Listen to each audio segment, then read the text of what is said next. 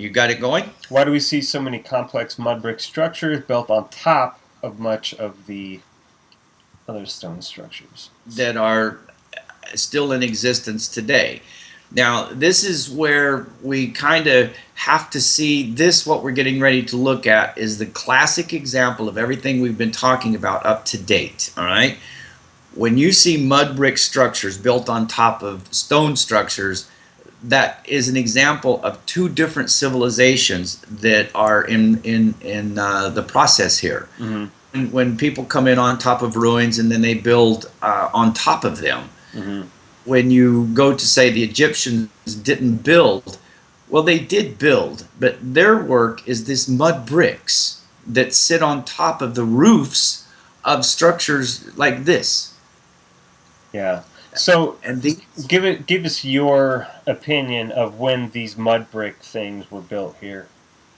within the last 6,000 years. But see, in this particular area, the Sphinx is still underwater, and so is this. When we're looking on the west side of the pyramid at that 200-foot level, Mm-hmm. this is underwater. Yeah. So this kind of, if you're looking at the timeline coming down, after the water receded down past the Sphinx and maybe further down into the delta, when the civilization is coming from Luxor and down and down and down, this is at Nazlet Saman. This is the village of the pyramid. There are so many buildings that are made like this that have the mud on top of them that you wouldn't believe it.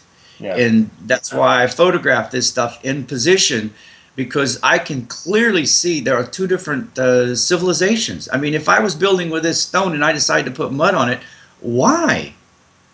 Because Yeah. I don't know how to do that with those stones. Yep.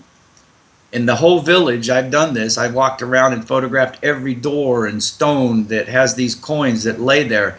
And really, the beautiful secret of the pyramids is the village of the pyramid itself.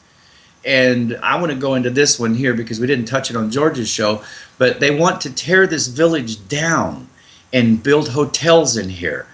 And to me, man, when you do, you are wiping out history from millions of years ago just for some hotel. And that to me is not preserving the antiques, and it's almost worse than the ISIS destroying the Palmyra temples.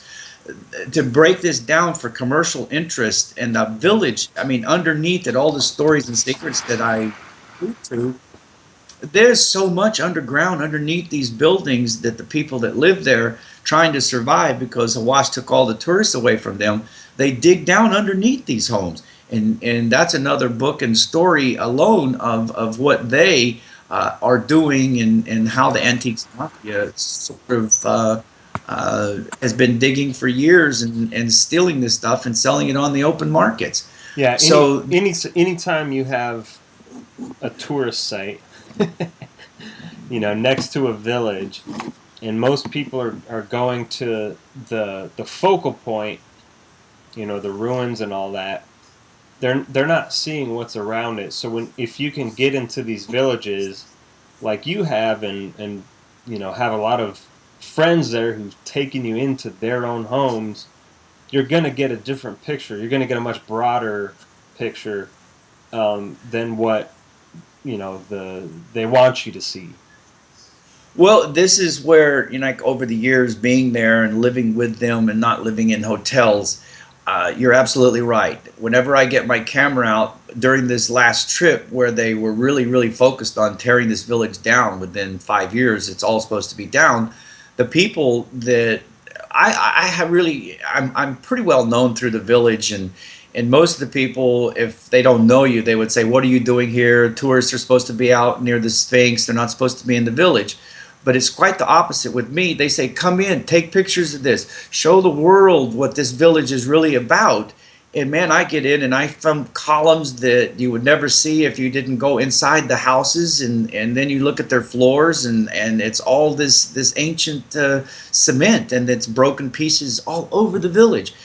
And I've done a good job, and again, that's another book on this village itself, and it's just as old. These stones that you're looking at now, not the mud bricks, and you can carbon date those, but the stones that these things are sitting on are of the same age as the pyramids. guarantee you, because that little ET man that came up on George Norrie's show Mm-hmm. that he let, I don't have it in this sequence, I don't think, but it's got the same motif as the design that you're looking at here surrounding that little ET man. So you know whoever did this colonnade work also was in the same process of the little ET man, because he's surrounded by the same decorative stonework.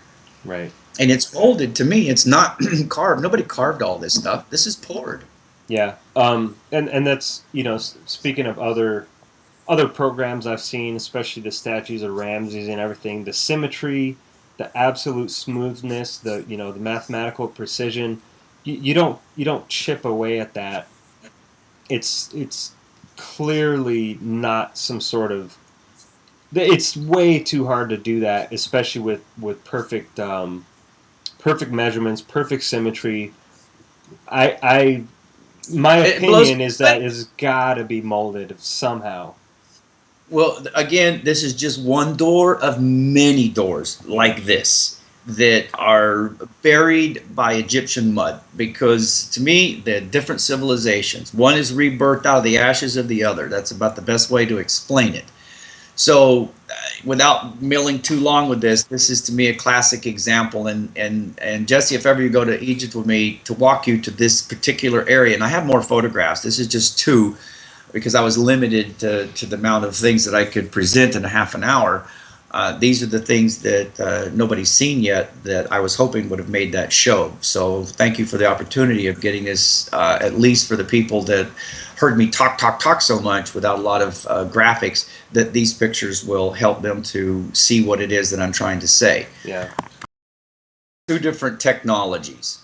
And so when we look at the next question, which is sort of, why is the Old Kingdom technology better than the latter? In other words, the ones that are building with the stone as opposed to the ones that are building with the mud. Now, if you can look at this particular rock on the left, there is a rock with coin inside of this.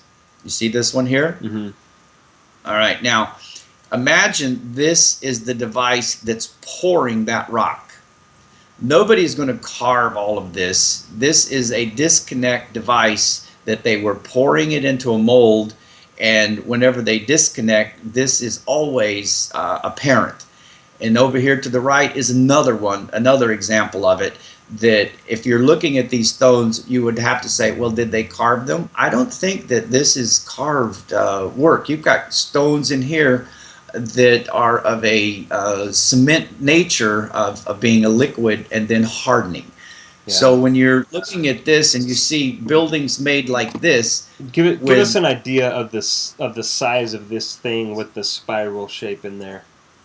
they all sizes, Jesse. This is just two examples of different ones. And if I really open up my library, you'll see hundreds of these throughout the area that just, it's like, what am I looking at? Well, just But for example, what would like the diameter? that's of about that? 4 inches of for this one, this particular piece, the solidness of the rock. Yeah, so But what I want to do, internal carving inside of a 4-inch max diameter is.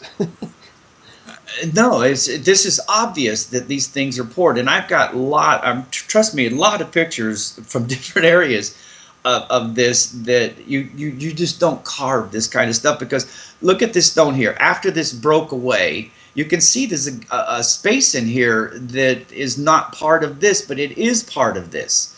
So this device is squirting under pressure all of this around this device, so that when they disconnect and this piece broke away, you can actually see around it. All right, we're talking about the ancient technology as opposed to I'd say the Egyptians. And so this little group of photos that's on the screen right now is really a telling photograph. One, you have this wall, which is different than this mud bricks. This is original. This is the Egyptians' work. I mean, they were really good about brickwork. Don't get me wrong. They had that down, but it was mud and sand. Now, when I look at this wall, I see one civilization doing this. Now, I also look up here and I see a material that's different than this. Like anything in Egypt, this is the hieroglyphics. and they, if you look, are not carved. Look how square this piece is that all this information is on.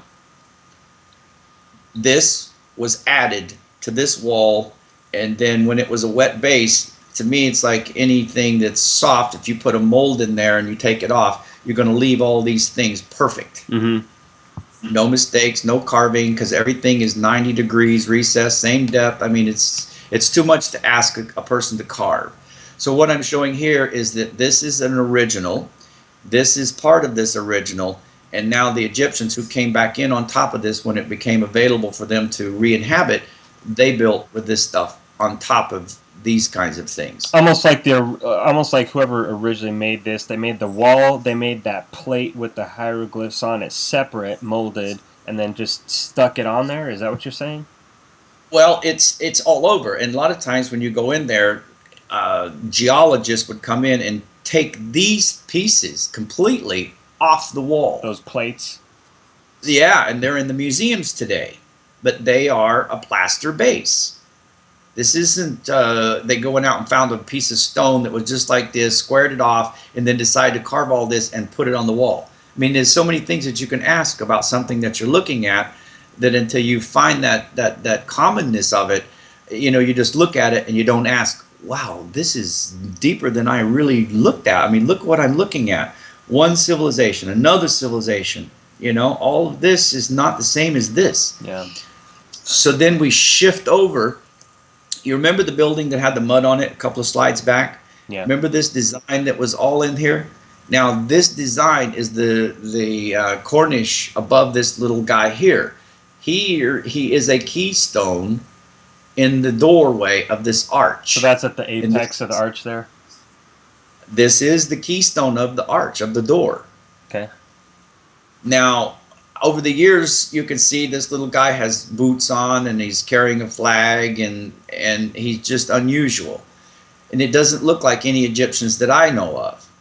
So there was an influence at the time of the pyramids of some race that sort of is like this in relationship to the Egyptians we see with sandals and carrying ankh. This makes no sense by anything in history about that village. But it's evidence of this activity in the ancient time if this is coincident with the building of the pyramids because of the rock with the coin and the material that they're made out of. Now I do see some Arabic writing above there. It looks like Arabic to me. Modern graffiti. It's Allah is what they're saying there. Okay. This is in Arabic, just painted. You can see the difference. This is not the same as this material here and here. Yeah. And usually in hieroglyphics, whatever's on this side of them is also on this side. Because down below, further in this arch, you have a cat going one way and the same cat going the other way. So there's two cats and this little man associated with this door that caught my interest. And I collected, because this house here stood for many years. But on my last trip, I went and somebody had demolished this whole thing. And it was in a pile of rubble in the back of this doorway here. And I went looking through and found this piece, the two cats, and I retrieved them because they would have been just thrown out and nobody would ever see this again. So I cleaned all the gyps and stuff that everybody had been putting plaster on this little guy for a long time to make it look like it was nothing, I guess, so that when they tore it down, they weren't destroying a historical monument, which to me, it is definitely historical. Sure. So this civilization worked with stone. The Egyptians really worked with mud. And any stones that they did get, they quarried from the Great Pyramid itself. That's where they got their material for building with. Now you can see that this is an arch. Mm-hmm. Look at the complexities of this stone. All these pieces of geometry, and that's in one piece. It's not carved. This is a poured piece as well. And all of this is just, I mean, when you walk around with me, I'm looking for anything and everything. This village, the people help me. When I'm photographing the doors, they would run ahead and find the next door for me while I'm still, because it would usually take about 6 to 8 photographs to catch a whole door. Now, can we move on? Yeah, scroll over to the left. I think there you go.